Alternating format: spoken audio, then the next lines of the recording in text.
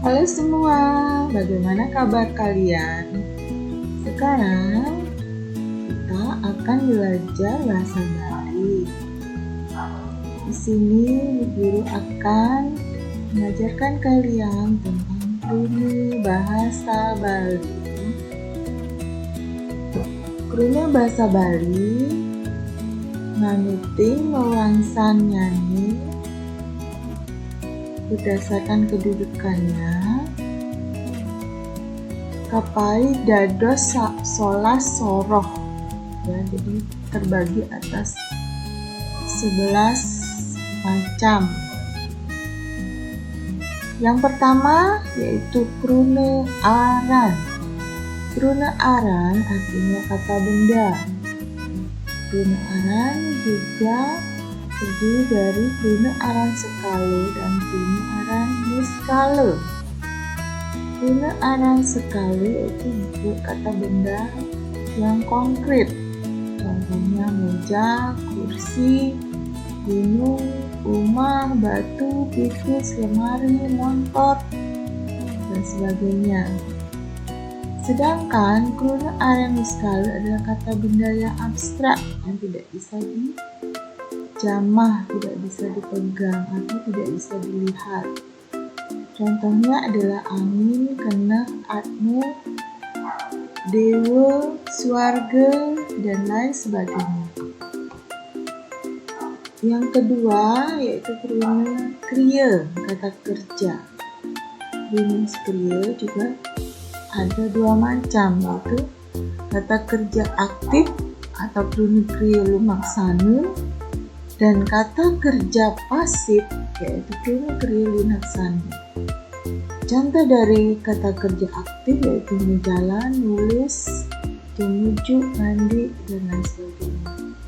Krune kriya linaksana yaitu kata kerja pasif, contohnya kirim, sinurat, tulisan, kanike, dan sebagainya.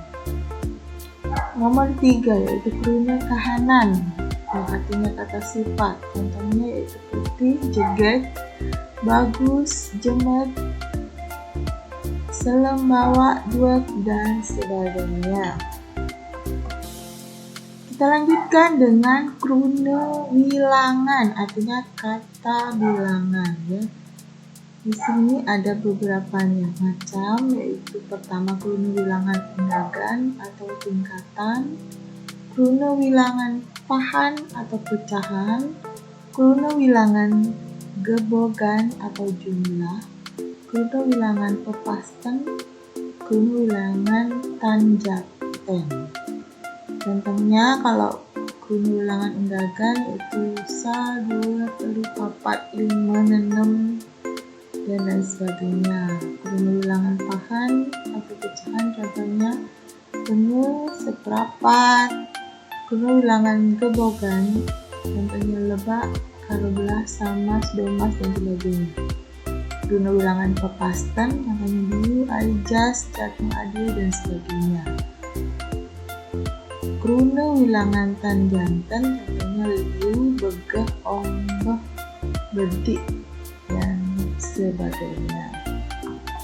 Kita lanjutkan nomor 5 yaitu krune sandang atau krune wawastan atau kata sandang contohnya ni, sang, yang, dan sebagainya. Krune pengarep atau kata depan contohnya di, ka, ba, i, ring, dan ri.